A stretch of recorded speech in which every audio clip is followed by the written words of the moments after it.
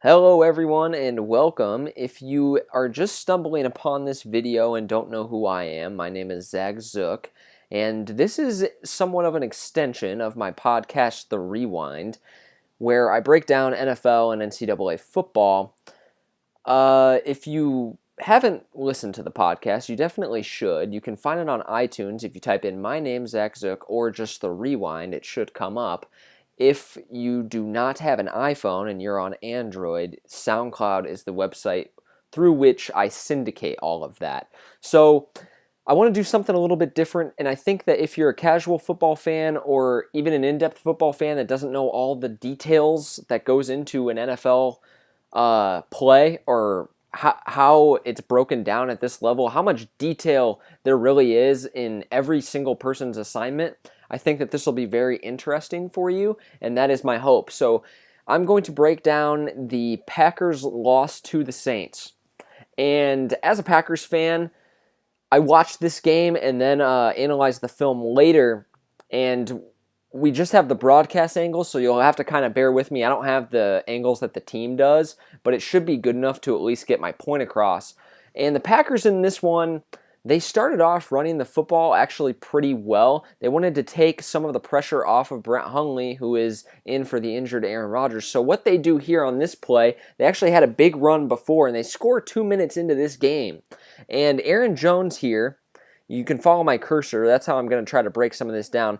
They go under center, 2 tight end set, and they try to get as many blockers and man-on-a-man as possible for these run plays. Aaron Jones here is going to run off to the right side, and these linebackers here are going to be reading these linemen. That's what they're supposed to do. Now, a couple things are going to happen here on this play. 64 right here, that's Justin McCray. It's going to be a runoff to the right side. His job is going to be to kick out block right here. And there's 2 things I want you to pay attention to. Look at this linebacker right here, Manti Te'o. These guys have read run and have stepped up to start to fill the hole. Manti Te'o, for whatever reason, made a wrong read. And I think basically he didn't read. He just took a step back and assumed that it was going to be pass. So now the middle linebacker in your defense is not getting to his run fit on time. In addition to that, this linebacker right here is going to get kicked by Justin McCray, opening up a huge hole. So basically, when this linebacker gets kicked, that's going to open up a hole, and him, Manti Te'o, not filling his run fit, that's also going to open up a hole. So now this play has kind of developed here. Let's roll it a little farther. Right there. So now you can clearly see 2 different holes for Aaron Jones to pick. McCray has kicked out and opens up a nice hole on the right side, and then here's your cutback lane. Now typically the weak side outside linebacker is responsible for that, but I think his job is made harder by Manti Te'o. And if we can go back just a split second here, Manti is over here, and by the time he realizes it's run and breaks up, he's going to get washed. And what that means is he's just getting lost in all of these bodies here and can't really see what's going on. Aaron Jones makes the right read. You see Manti now, he tries to step into this hole. There's nobody to play the cutback. Jones makes the right call here, cuts it back. 2 high safeties can't get to him, and it's a touchdown. Also, what hurt the Saints on this play was their outside blitz. They blitzed on the edge, which left the middle a bit vulnerable. And so it's a touchdown Packers, and that's how they get on the board first. So on this play, this is Drew Brees. He's going to throw an interception right here. And basically, the Packers are going to fool with him a little bit. So pre-snap, Drew Brees is looking at the signaling here. And what he sees is basically man coverage across the board, especially once the ball is snapped. Now, look at right at the snap of this ball. They have 1 safety all the way up here at like 6 yards. They have Clinton Dix in the middle here. And so Drew Brees has a different read. So once he sees that there's 2 safeties high, he's going to make the right throw, and throw it down the middle of the field to Brandon Coleman, who is in man coverage. Now, you'll see on the interception here, these two high safeties right here open up the middle of the field for this seam route. And if he had put the ball in a little bit better area, maybe Coleman could have went and got it, but he underthrows this ball a little bit, and that allows Damarious Randall to come up with the interception. So he makes the right read, but just underthrows it. And give Damarious Randall credit. He's basically right in Brandon Coleman's hip pocket here and makes this an incredibly difficult throw. So now you can see this is a much better view. Once this ball is snapped, the play is going to reveal itself. Now look, what Drew Brees sees pre-snap here is one high safety up here. Now they play that 3 safety look that is unique to just the Packers pretty much. They're the only defense that does that. But what they're going to do here, the scheme isn't any different. This safety is responsible for this deep half of the field, and this safety is responsible for this deep half of the field. They're just disguising that by bringing him up about 6 yards off of the line of scrimmage, basically lined up as a linebacker. But on this, right before the snap even, he's backing up out of that. So Drew Brees actually makes the correct read and throw here. Look how far these safeties are apart. When you have 2 high safeties, the open part on the field deep down is right between these hashes, right down the seam. So he actually makes the right read. The Packers, on the other hand, actually bring 5, and so if you want to criticize Drew at all, in addition to underthrowing his target, since they rush 5, nobody accounts for Mark Ingram out of the backfield. Now, this is a 3rd down play, and you can see there is nobody in the vicinity of Brandon Ingram. He's completely unaccounted for. What probably would have happened had he thrown that is this guy would have come up to try to make the tackle, but he's definitely at least getting a 1st down, maybe a touchdown. So a good recovery by Damarious Randall, who has really had a tough time in green and yellow, but an underthrown ball by Drew Brees for sure. So this is Drew Brees' 2nd interception of the game, and this is not so much about the scheme of the defense, but just a great defensive play by this guy right here, Devon House. He's matched up one-on-one with Michael Thomas, the Saints' best receiver, and Drew Brees sees that and thinks he can exploit it. Now again, he underthrows this ball. I'm just going to play it for you straight on, and Devon House has outstanding coverage. Just outstanding coverage. It's exactly how it's taught. He makes sure. Now this is the better angle to break this down. House does an outstanding job of waiting. Now, Michael Thomas here is going to make a bunch of moves at the line, and watch, you'll see. House's feet don't move. He makes all these moves, and he waits for Michael Thomas to make his break outside before he makes his move. And then he gets hands-on. He gets hands-on, that inside hand right there. Now you can run with him, and you can feel him. And so if Michael Thomas breaks this off to make a comeback, you can feel that, and you can break as well. If he tries to go inside, you can feel him pushing on you and run inside with him. This position allows you to feel the receiver and to play it much better. And so he gets that armbar there, which is perfect technique. He's in his hip pocket here, and you're not supposed to turn back for the ball until you're in his hip pocket. If you're in the trail position, put your head down and run, catch up to him until you're in his hip pocket, then look back for the ball.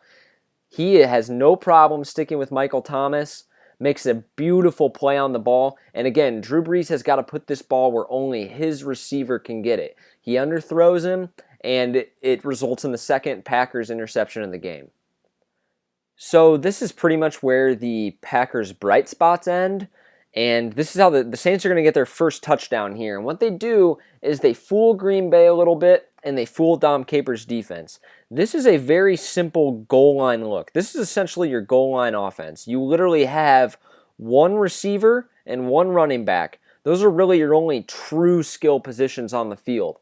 And what they do here is they completely overload the left side. Count the linemen. You have your tackle, guard, center, so that's normal. But then look at on this left side. Guard, tackle, tackle, tight end, tight end. You have 5 people on this side of the line, And Green Bay is basically still in its base defense. They bring an extra linebacker into the game, but they also don't shift their down lineman to the left side to account for this overload here. Now, what the Saints get away with, and that what Dom Capers has to do a better job of in the booth, it's not like he hasn't seen this formation before. It's just uncommon to see a formation like that outside of this 5-yard line. That's pretty much the only time in the NFL you're ever going to see this is on the goal line. And they are still in the red zone, but you're not going to see it outside the 5 or the 10-yard line very often. But on this 3rd and 1, they overload this left side, and Green Bay fails to account for that. So this is just a numbers game. If you think about it, there's 5 blockers on the left side of this line, and 1, 2, 3, 4 Green Bay Packers on the left side of this line. Not to mention, they're going to be smaller guys too. So Blake Martinez makes 5, and then it's maybe even. But you want an extra guy on this side of the ball at least to try to give yourself an advantage. And something to note here before we roll this, these 2 guys are off the line of scrimmage. Something that they could get tricky with is, since these 2 tight ends are off the line of scrimmage, common sense would tell you that this tight end cannot run a route because he's covered up by this tight end, when in actuality that's not true because they're both off the line. So this would be the same thing as if you lined up 2 slot receivers off the line in a trips formation, because they're not covered up by an outside receiver on this side of the line. Michael Thomas is on this side of the line, but they have no pass catchers on this side of the ball. So that's something that they could get tricky with, running 2 tight ends out on the same side of the formation. So if we roll it here, with this overload, it's going to work exactly how they draw it up. They come crashing down using their numbers, and they get the edge extremely easily. Blake Martinez gets washed in the middle of this. Clay Matthews tries to scrape over the top here, but, I mean, he's the backside linebacker. He has really no shot. So the only shot for Green Bay to stop this play is HaHa Clinton-Dix running this alley. And at, about 10 yards, 8 yards, he really has no shot to do this. And in addition to that, he messes up, takes an awful angle, and Mark Ingram scores probably the easiest touchdown of his career. So, all in all, the Saints kind of do a little bit about scheming of Green Bay there, and they just execute better. And in addition to the poor angle by HaHa Clinton-Dix, that's what ends up, instead of it just being a first down, it ends up being a touchdown. So, this is how the Saints are going to score their second touchdown. And this is going to be a 22-yard touchdown pass up here to, I believe it's Brandon Coleman on the left side. And this is just a rookie mistake by Kevin King. Again, there's not a whole lot of scheming to get into on this. It's more about knowing where your help is. And that's one thing that he'll have to learn as he develops as a corner. Drew Brees is basically going to pull a veteran move on him and use Kevin King's eyes against him. So what he's going to do here, he's looking at him, and all Brandon Coleman's going to do is take one step in, he plants with this foot, and he's going to go back out. Kevin King keeps him in his peripherals, which he can do when he's playing off coverage, and he's looking at Drew Brees, so when Drew Brees pumps, he breaks on it. And what he has to understand here, especially as he gets older and develops, is where his help is. All these linebackers here, Jake Ryan, Blake Martinez, they're dropping in coverage. If he does continue on that path into the slant and run into the middle of the field, Jake Ryan's going to have him. Jake Ryan and Blake Martinez are both sinking underneath that. And he has Demarius Randall covering the flat out here if he wants to bend one out. So he needs to learn not to be so aggressive breaking down on that because he has help right here, and to make sure he plays over the top. He commits here. You see he's already breaking on this ball. He's trying to run in here. And in the NFL, or really in any level of football, whenever you make one wrong move as a corner, I know the feeling, and it's an oh crap feeling. So he's going to pump right here and just deliver a ball, and Kevin King's beat. There's nothing you can do about that. And HaHa Clinton-Dix is put in a very tough position because Kevin King does not get him to... if you're going to get beat like that, you need to not allow an outside release and force him back to the middle to give Clinton-Dix a chance to get over the top. But he allows the receiver, Brandon Coleman, to run up the sideline, and it's just way too much ground for Clinton-Dix to cover, and another easy pitch and catch for a future Hall of Famer. So right here, this is going to be another breakdown in coverage by the Packers that leads to a big play. And this is just the film room and knowing route combinations. So what the Saints are going to do here is they're going to run a star route, and it's very common in you can't really do it unless you're in a trips formation. It's much more common out of bunch, but it's common out of trips as well. And what a star route is one guy. Any one of these three guys is going to do a combination of these three routes. One of these three receivers will run in, one will run out, and one will press the field vertically. Either one of these three receivers can do any of those three routes, but that's the combination, and that's how they'll fool you. So what happens here is, this is a simple star route. This is run in high school. And what happens here is the respect that Kevin King has for Ted Ginn's vertical game. And you're going to see them do exactly what I talked about. Look at that. One goes in, one goes out, and one presses the field vertically. And usually what they do when I say press the field vertically, they're not running a go route, the nine route. They're running a hitch. They're going to sit down right here. And that's what Ted Ginn's going to do here. And you'll see on the other angle, look at the space between Kevin King and Ted Ginn here, and then some missed tackles, is you're going to see the respect that the Packers have for Ted Ginn's speed. Now, you look at Ted Ginn and maybe not think that he's all that valuable because he doesn't put up huge numbers, doesn't score a crazy amount of touchdowns, he's probably not good on your fantasy team, but he is extremely valuable to an NFL offense because of the respect that he commands. When he starts to push Kevin King vertically here, watch where Kevin King's head goes. His head is down. His head is down and running with Ted Ginn. And I'm going to come back to that, but I want to explain to you, too, what Drew Brees is looking at. Drew Brees is staring right at this guy right here, Damarious Randall, and he's reading him.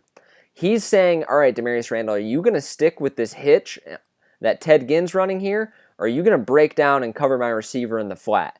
And you'll see that the second Damarious Randall takes a step to the flat, ball's out. You see, his foot's in the ground, he breaks one step, Drew Brees is already in the throwing motion. Ball's already out. And you see by the time, now coming back to the Ted Ginn thing, by the time Ted Ginn is broken and the ball's out, and Kevin King gets his head around here, he's 5 yards away from Ted Ginn. And when you get a crafty guy like Ginn in space, look at that. There's no Packer within 5 yards of him. He can hurt your defense. So what the Packers need to do here is rally to the football a little bit better. This isn't awful coverage by Kevin King because you'd certainly rather be wrong and give up the hitch than be wrong and give up the 9 route. So basically his teammates, including himself, need to do a better job of rallying to the football and tackling. You see he gives Devon House a little shiver there, and then it's just a foot race. And everybody else is trying to catch up to him. So not an awful job right there, but a nice example of Drew Brees reading the offense and what the Packers need to do on their side of the ball to try to stop a route combination like that. So this is really what the game, this sealed the game for the Saints. This is a third down play, and what's going to happen here on the offensive side of the ball is Davante Adams is going to run a deep hitch here. Jordy Nelson's going to do the same thing, and Martellus Bennett and Randall Cobb are both just going to push the field vertically, and they're running vertical routes. And on 3rd and 6, I don't really like this play call for a couple reasons. A, you don't need it all. You just need 6 yards, and especially at this point in the game, you're down 9. Wait, yeah, you're down 9 with 4:28 to go. This is 4-down territory right here. So you don't even need 6. If you can just get 2 or 3 with a run even, you'll have half of that to go on 4th down. So the reason I don't like this too, this isn't great play design, and he doesn't put Brett Hundley in a very good position to succeed here. You're going to see they're going to push the route vertically. Adams is already starting to slow up. Same with Jordy Nelson here. But since these two guys, look at how bunched up they are. Since they're so bunched up, that enables the Saints to play 2 vertical routes basically as one, and it makes their job a heck of a lot easier. Now, Brett Hundley way overthrows Martellus Bennett. He's not Usain Bolt. So that's definitely on him, and just a young rookie mistake of you got to know who you're throwing to. But as you can see here, look at how close they are together. These linebackers are sinking, sinking, sinking. They're not threatened to the middle of the field shallow, so they can just keep deepening up and forcing Brett Hundley to throw the ball over them, which probably, at least in part, contributed to him overthrowing his receivers here, because basically he has to throw the two ball and make a perfect throw over these linebackers and underneath Kenny Vaccaro. And for Kenny Vaccaro, he's going, thank you very much, because since these vertical routes are run so close together, he can just split them, and he's covering both of them right now. He can break on either one of these receivers if the ball's thrown to them. The ball's thrown to Bennett, he has time to run over there and make the catch, and that's pretty much your ball game.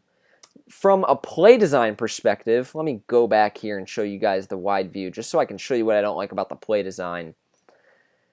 What happens is you have two vertical routes, which is fine, but the two guys running vertical routes are running right next to each other. So if you're trying to free up these guys on the outside, you're not doing so because the corners guarding them aren't responsible for either of these two vertical routes. That's going to basically fall on the safety.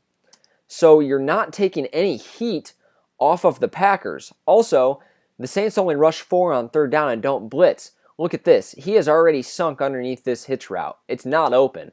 So the play design just not very good on third down in a critical part of the game. I think you got to put Hundley in a better position to succeed, and I don't think that this loss is on him. His first NFL start, I actually thought he played pretty well, even though the stats weren't great. And I think that if the Packers are going to be successful going forward and threatening in the NFC North, they basically are going to have to step up their play on the defensive side of the ball. And I think that the breakdown shows that. Well, I hope that you guys have enjoyed this. I don't know if it's something that I'll be able to commit to every week, as I have so much going on, but it's something that I definitely enjoy doing, and if people enjoy it, then I'll try to do it more. So thank you so much for tuning in if you've made it this far in the video, and have a good week.